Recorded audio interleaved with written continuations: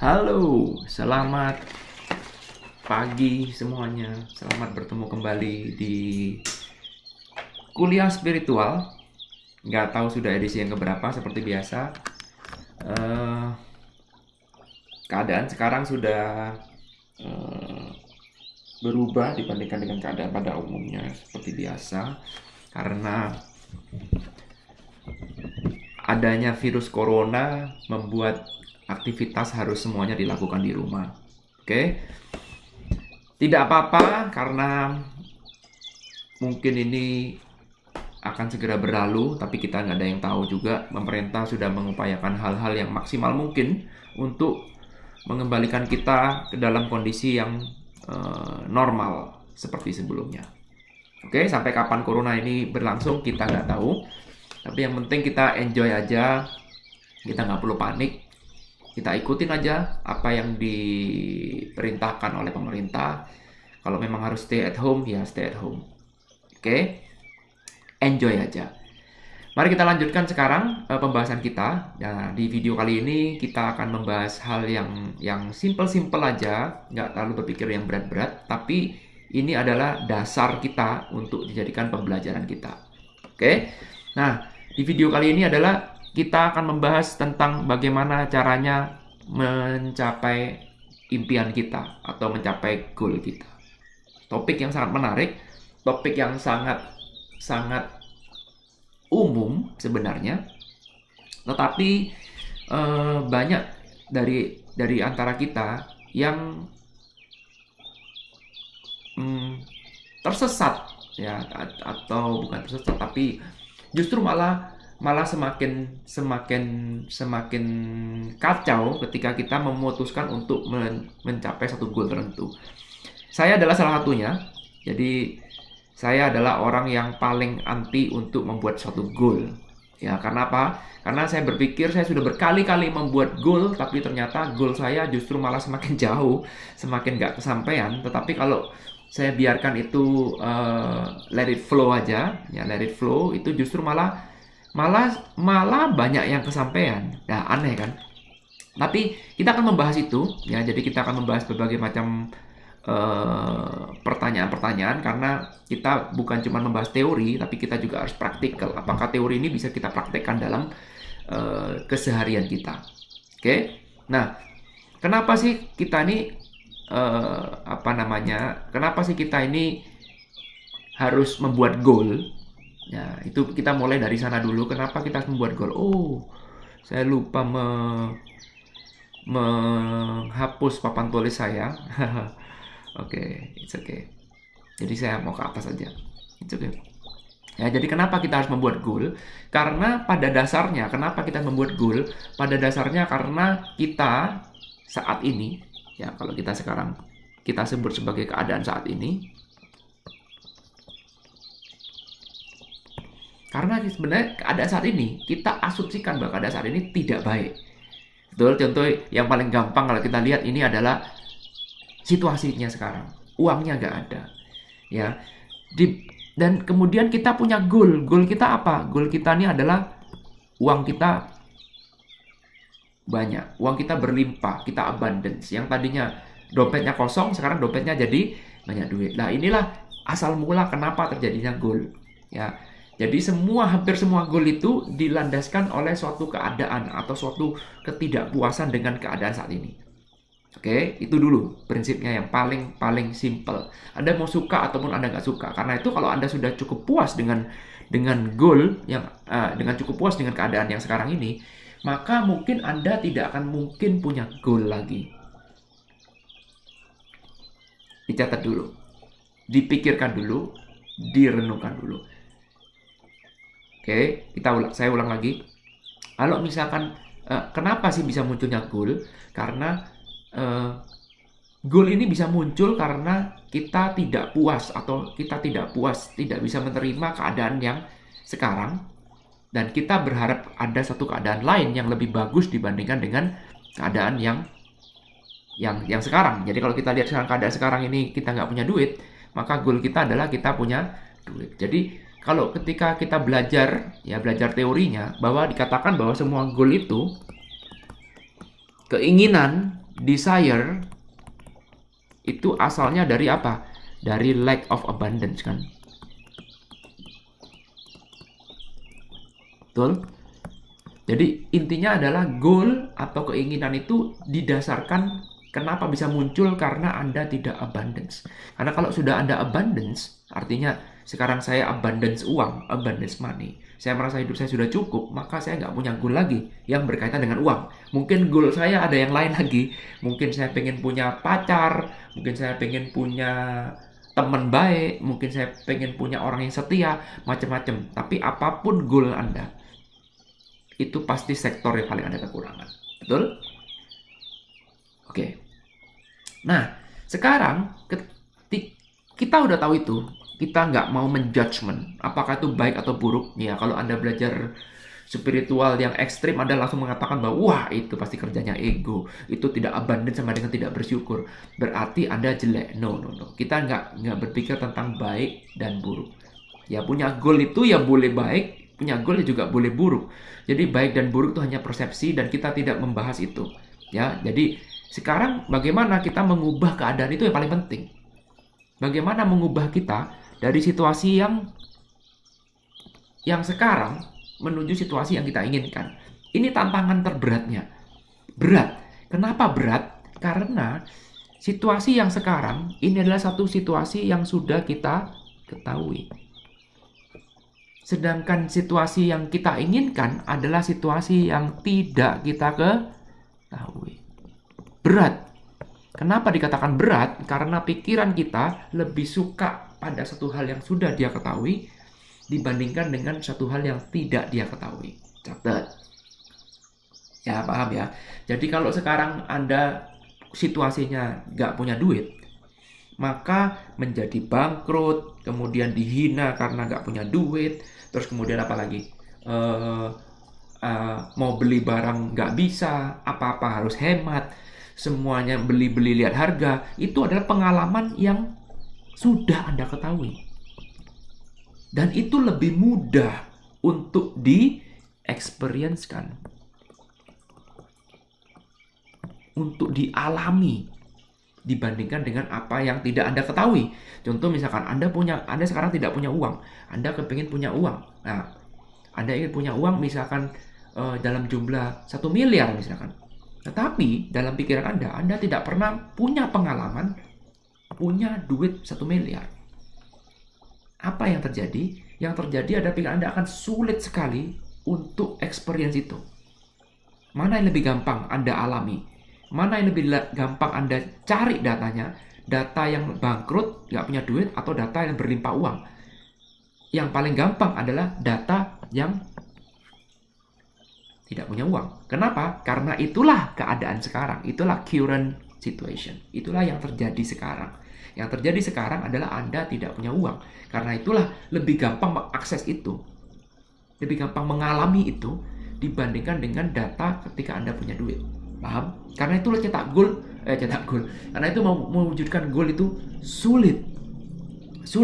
Karena setiap kali Anda mau main-main ke dunia unknown,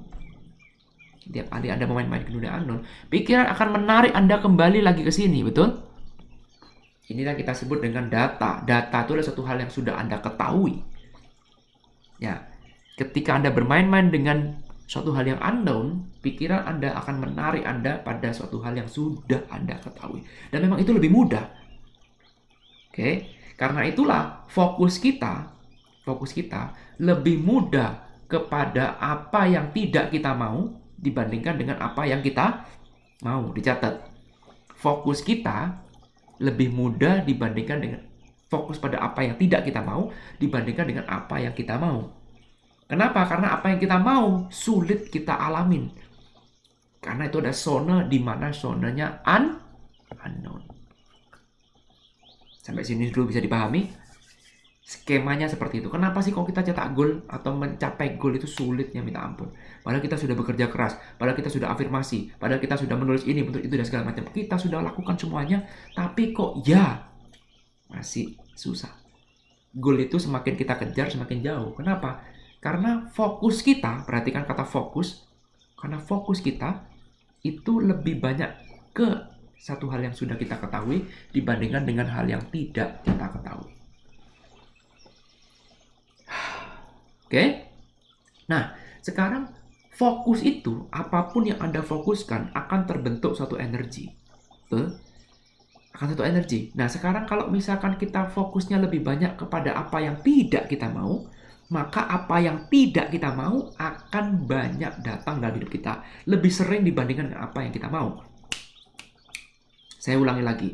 Fokus itu adalah energi. Jadi kalau kita fokus kepada satu hal, maka energi kita teralir pada satu hal itu. Sehingga hal seperti itu akan akan datang dalam hidup kita lebih sering. Paham? Bisa dipahami ya. Nah, sekarang fokus kita lebih mudah fokus kepada yang mana? Fokus pada satu hal yang sudah Anda ketahui, telah Anda ketahui, atau fokus pada satu hal yang belum Anda ketahui.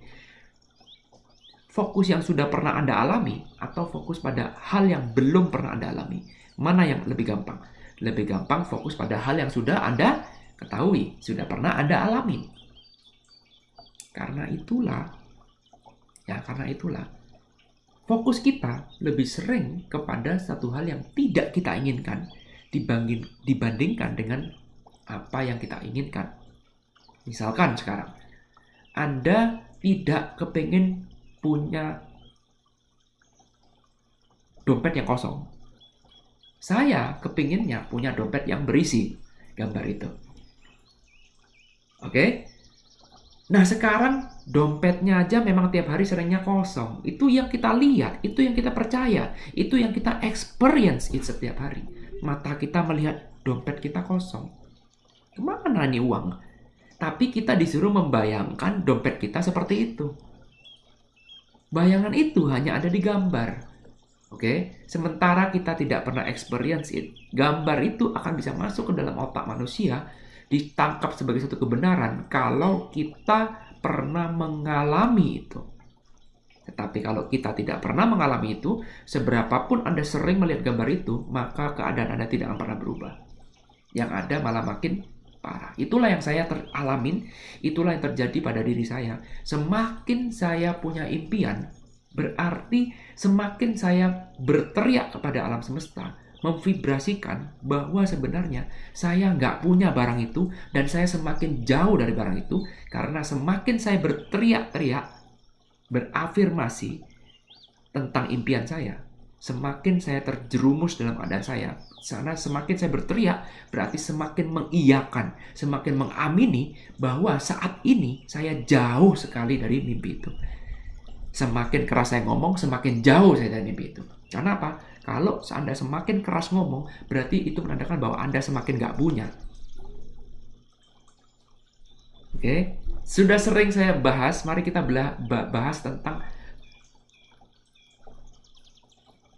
vibrasinya orang yang punya dengan orang yang tidak punya. Orang yang telah punya dengan orang yang sudah punya. Oke? Apa perbedaannya? Simple sekali. Orang yang sudah punya, vibrasinya adalah cenderung menuju kata biasa. Betul? Perhatikan kata biasa itu adalah secretnya. Sedangkan orang yang tidak punya, itu lebih cenderung untuk melebih-lebihkan. Betul? Belajar yang paling sederhana, yang paling ekstrim kita belajar sama Lucinta Luna. Oke, Lucinta Luna secara fisik badannya sudah perempuan.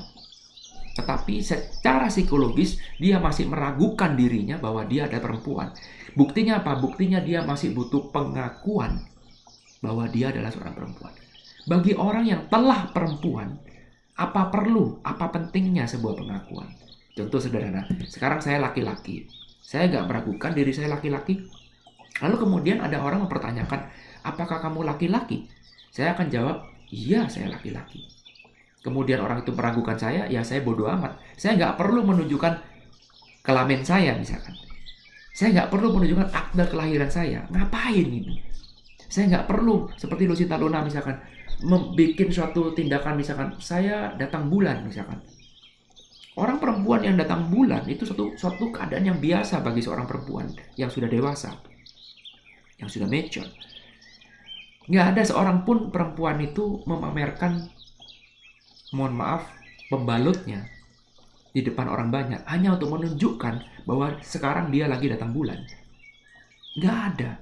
Bahkan orang perempuan yang nggak super duper kepepet, dia nggak ngomong bahwa sekarang saya lagi datang bulan. Diem-diem aja, nggak ada yang tahu. Nah ngapain gitu? Kayak begitu dipamerkan ngapain? Karena itu biasa aja. Sedangkan orang yang tidak memiliki, orang yang merasa dirinya masih menuju ke situ, belum memiliki sepenuhnya, belum mengakui itu sepenuhnya, maka dia akan berlebihan seperti si Lucinta Luna itu. Kita nggak ngomong baik atau buruk. Ya, kita akan belajar dari sana. Polanya yang kita pelajarin. Demikian pula dengan orang yang sudah punya pacar misalkan, atau orang sudah punya istri. Coba Anda tanya pada orang yang sudah punya istri. Tanya begini, gimana sih rasanya punya istri? Nah yang tanya ini jomblo, pacar aja belum punya misalkan, atau pacar sudah punya tapi gak kawin-kawin misalkan, whatever. Tapi intinya adalah orang ini belum punya, berbicara pada orang yang sudah punya, sudah mengalami. Maka mereka katakan, ya rasanya punya istri ya biasa aja. Ya seperti itu. Apakah saya punya istri terus kemudian setiap hari saya pasang afirmasi, wah yes, saya akhirnya punya istri, yes. Enggak kan gitu. Bisa dipahami ya. Jadi vibrasinya itu berbeda antara orang yang sudah punya dengan orang yang belum punya. Kembali lagi, kita akan bahas itu di lain waktu. Kita kembali lagi bagaimana cara mencapai goal. Nah, cara yang paling simple, paling mendasar bagaimana kita mencapai goal adalah dengan cara kita mengubah fokus. Fokus kita yang tadinya menuju yang unknown, sekarang kita mulai bermain-main menuju yang unknown. Tapi itu tidak mudah. Yes, saya tahu. Teorinya gampang, prakteknya sulit. Masa lalu kita ini mencengkram apa yang kita ketahui. Yang saya sebut masa lalu berarti apa yang sudah kita ketahui. Data. Ya, itu disebut masa lalu. Jadi datanya akan mencengkram Anda kuat sekali supaya Anda tidak keluar menuju ke sini. Dan ini adalah fokus. Ingat, fokus adalah energi. Dan energi Anda, sekarang misalkan Anda punya energi 100. Energi Anda limited, Anda menuju ke sini 100. Anda pakai di sini 90. Anda pakai di sini cuma 10. Berat. Nah, pertanyaannya sekarang, kenapa data ini kok menyedot energi begitu besar? Simple. Kenapa data menyedot energi begitu besar? Karena Anda masih punya urusan yang belum beres dengan data itu, betul? Semuanya berkaitan, bukan berarti itu jelek. Kenapa? Karena kalau Anda tidak punya urusan yang belum beres dengan data itu, Anda juga nggak mungkin punya goal, kan? Betul? Jadi semua teknik tumpuk menumpuk, semuanya saling membangun suatu fondasi, nggak ada yang buruk, nggak ada yang jelek. Oke? Jadi cara yang paling simpel, Pak, untuk berdamai dulu dengan ini, ya. Caranya bagaimana? Dan kemudian jangan ngomong ke cara dulu, kita lihat dulu teorinya. Kalau kita bisa berdamai dengan data kita, dengan masa lalu kita, dengan apa yang sudah kita ketahui, maka apa yang terjadi? Yang terjadi sekarang fokus kita jadi surplus. Yang tadinya 100 kita pakai 90 ke kiri, sekarang 100 mungkin kita bisa pakai 60 ke kanan, 40 ke kiri. Pelan-pelan sudah mulai bagus. Pelan-pelan lagi kita pakai mungkin bisa tang 10 di sini, 90 ke sini, sehingga kita bisa punya energi baru untuk meng-create, untuk mengalami kejadian yang tidak pernah kita ketahui, masa depan kita, kejadian tentang impian kita, experience it. Itu nanti part per part, step by step. Sekarang kita fokus ke kiri dulu, karena kalau ini gak beres, Anda gak bisa ke kanan. Ini ke kanan ya maksudnya.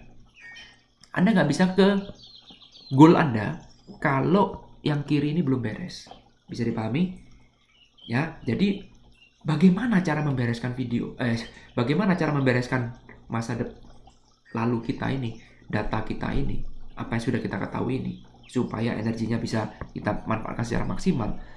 Caranya adalah dengan cara berdamai.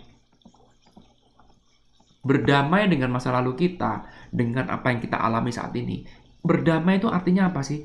Artinya menerima. Anda menerima dulu keadaan saat sekarang ini, apapun keadaannya, apapun situasinya. barulah Anda bisa mulai punya energi untuk menciptakan satu hal yang baru.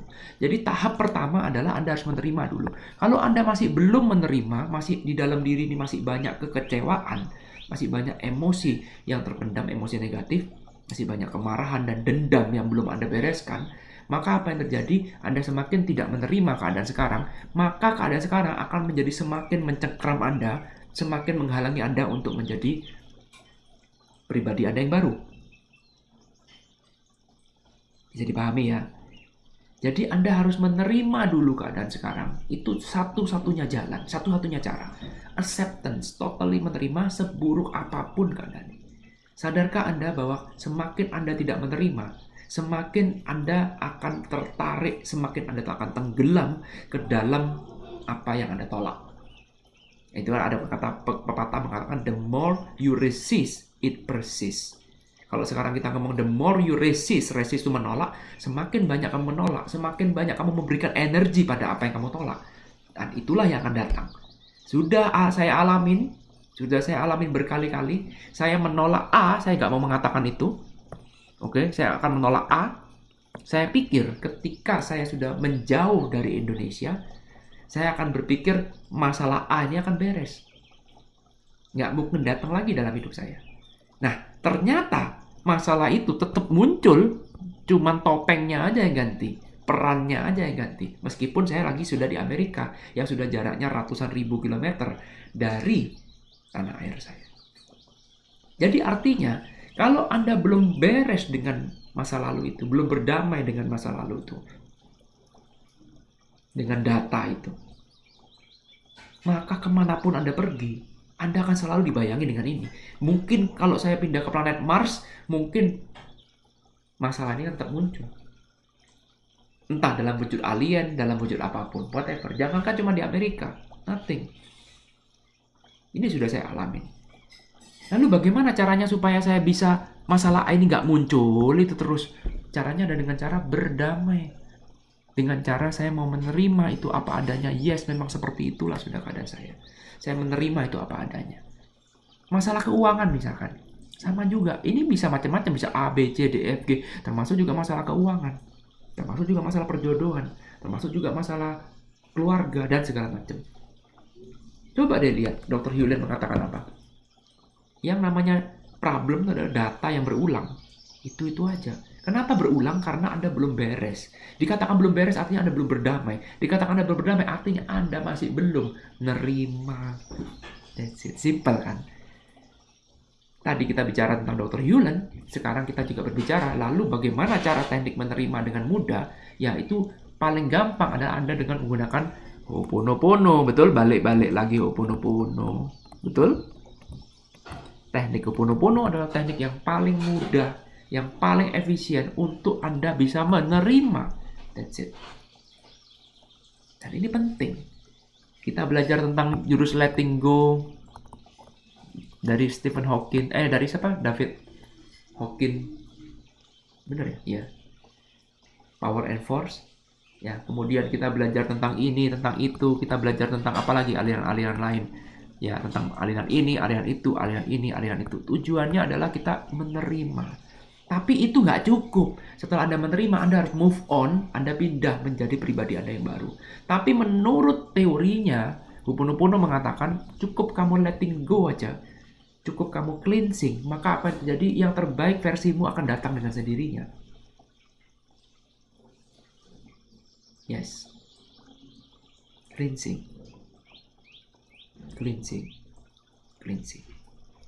Itulah intisari ajaran Ho'oponopono, menerima. Karena kalau Anda tidak bisa menerima, maka cengkeramannya akan semakin kuat. Karena apapun yang Anda tolak, Anda akan memberikan energi besar. Anda menolak, saya nggak mau lagi Pak, nggak punya duit. Maka keadaan nggak punya duit akan datang terus. Saya nggak suka sama suku itu Pak. Suku itu benceng orangnya, itu bajingan. Saya nggak suka sama agama itu Pak. Itu orangnya itu agama gila. Ini begitu.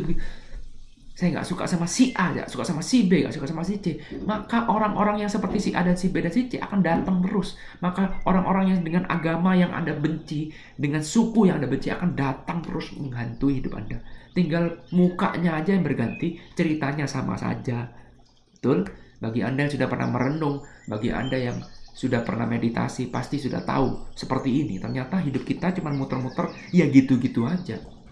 Problemnya cuma satu, adalah anak Anda tidak bisa menerima.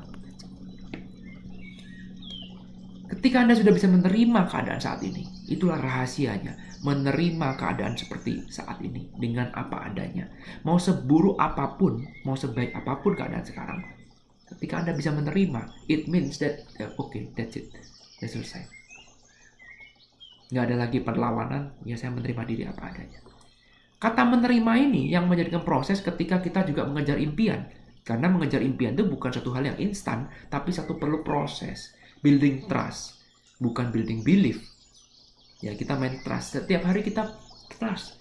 Kalau Anda punya satu impian, misalkan impian tadi Anda, impiannya adalah memiliki sejumlah uang tertentu seperti ini, ya, maka setiap hari kita harus building trust. Semakin Anda trust dengan hidup ini, semakin Anda believe, accept, menerima, and surrender, betul? Prosesnya cuma ini aja sebenarnya kan. Tapi untuk mencapai ini supaya dicentang, ini perlu proses. Karena ini adalah trust. Kita nggak bisa cuma ngomong saya believe. Saya accept, saya menerima. Ini bukan urusan menerima, tapi ini adalah urusan rasa. Anda boleh mengucapkan kata terima, saya bisa kok, saya terima. Tapi ternyata dalam hati nggak menerima, vibrasinya ya tetap sama. Betul? Karena itulah kemudian rahasianya yang bisa saya sampaikan adalah bagaimana cara mencapai impian. Adalah jangan buru-buru langsung ke kanan. Bereskan dulu yang ada di kiri, barulah kita berbicara dengan yang kanan. Masuk akal? Ya. Kebanyakan orang melupakan yang kiri karena dia berpikir bahwa bisa kok Pak, saya nggak perlu berdamai dengan keadaan sekarang. Bisa. Langsung bisa impian. Ada kok Pak orang-orang, adakah orang yang mencapai impian dengan dasar dendam? Ada. Ada nggak orang yang berdasarkan mencapai impiannya dengan tanpa berdamai dengan masa lalunya? Ada, betul ada. Tapi pertanyaannya, coba Anda lihat bagaimana endingnya orang-orang mencapai impian dengan tanpa membangun fondasi damai dengan masa lalu. Apa yang terjadi? Contoh misalkan orang menang lotre. Orang menang lotre, dia nggak berdamai dengan masa lalunya, dengan masa yang sekarang. Dia beli lotre karena apa? Karena dia kekurangan. Loh Pak, kok bisa menang? Ada yang menang. Bukan nggak ada yang menang. Jadi kita berpikir, loh Pak, itu kan menentang hukum alam. Enggak. Tapi lihat endingnya.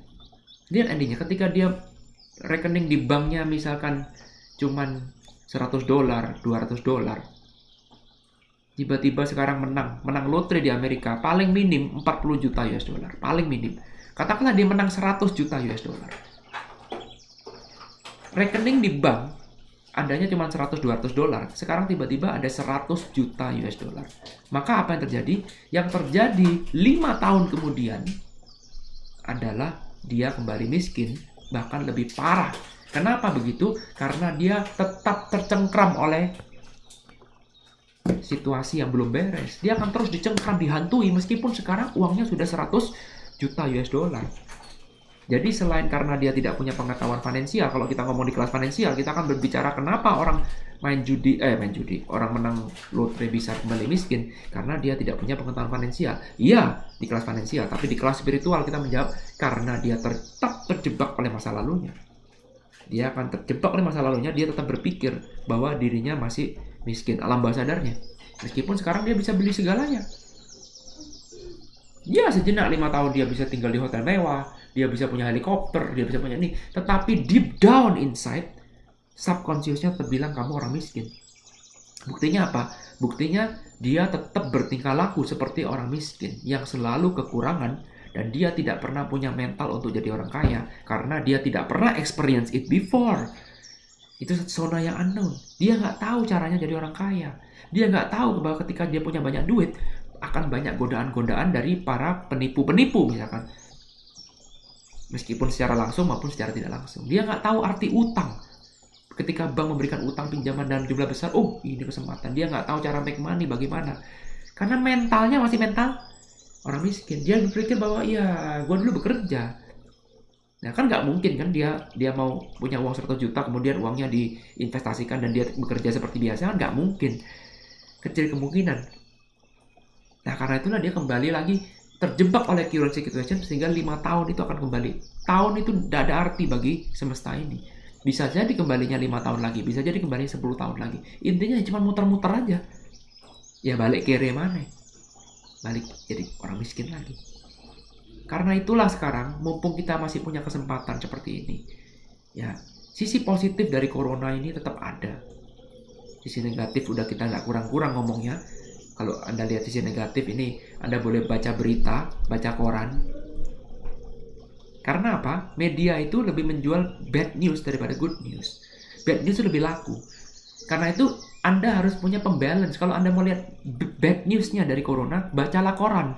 Bacalah media, lihat YouTube Anda, lihat Facebook Anda, isinya ketakutan semua. Nah, sekarang saya membagikan satu hal yang positif. Sisi positifnya dari corona ada nggak? Ada. Salah satunya adalah membuat saya di rumah. Stay at home. Semua teman-teman harus ada di rumah untuk keselamatan kita. Stay at home. Ini situasi yang baru. Stay at home.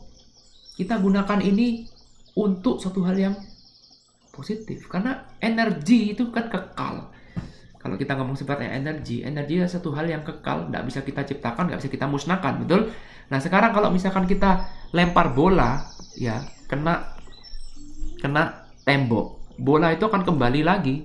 Misalkan kita bola kita lempar ke tembok, misalkan energi di sini, misalkan kita lempar energi kinetik dengan kinetik 100 Newton, misalkan saya nggak bisa fisika. E0 dan E1, kalau E0 sebelum dilempar kita lempar, maka ketika kembali, maka kurang lebih dia pun juga akan kembali dengan energi yang sama. Dia dilemparkan energinya, ditolak dengan energi yang sama. Nah, kalau misalkan bagaimana kalau ini benda yang keras ya? Bagaimana kalau ini benda yang soft? Kita lemparkan di benda yang soft, maka apa terjadi? Lemparan bola ini akan diserap energinya oleh yang soft ini. Jadi artinya energi ini hanya berpindah, bukan berarti ketika dia tidak kembali, mungkin kembalinya cuma segini aja, karena ada energi yang diserap oleh di sini. Nah, sama juga dengan kita mengalami seperti sekarang ini, kita mengalami kemarahan, kita mengalami ketakutan, kita mengalami kekhawatiran, itu adalah energi. Nah, kalau Anda bisa memanfaatkan energi itu untuk berkarya misalkan, atau Anda untuk memanfaatkan energi itu untuk melakukan hal-hal yang positif, maka ketika corona ini datang, inilah saatnya Anda bisa menjadi diri Anda yang baru. Inilah saatnya Anda menggunakan energi ketakutan, kekhawatiran itu untuk memperbaiki diri, mereview diri. Saatnya kita kembali kepada diri, mereview segala sesuatu yang sudah kita lakukan selama ini. Bagi saya, corona ada saatnya kita cleansing. Ini saatnya saya melakukan cleansing. Kapan lagi? Ketika setiap hari kita biasa sibuk kiri, sibuk kanan, sibuk melakukan ini, sibuk melakukan itu. Sekarang jadi punya banyak waktu luang. Sekarang saya bisa tidur siang. Saatnya kita cleansing. Saatnya kita mengubah energi kekhawatiran, mengubah energi ketakutan menjadi satu hal yang positif. Siapa yang tidak takut dengan kondisi seperti ini? Siapa yang tidak khawatir dengan kondisi seperti ini? Tapi sudah porsinya udah cukup. Anda takut pun, khawatir pun nggak bisa ngapa-ngapain. Betul? Jadi porsi ketakutan Anda sudah cukup. Sekarang saatnya kita isi porsi keberanian kita. Kita isi sisi positifnya. Apa positifnya dari corona ini? Positifnya adalah sekarang saya bisa lebih banyak baca buku yang belum sempat saya baca. Sekarang saya punya banyak waktu untuk merenung. Saya bisa punya banyak waktu untuk cleansing. Saya bisa punya banyak waktu untuk ini, untuk itu, dan segala macam.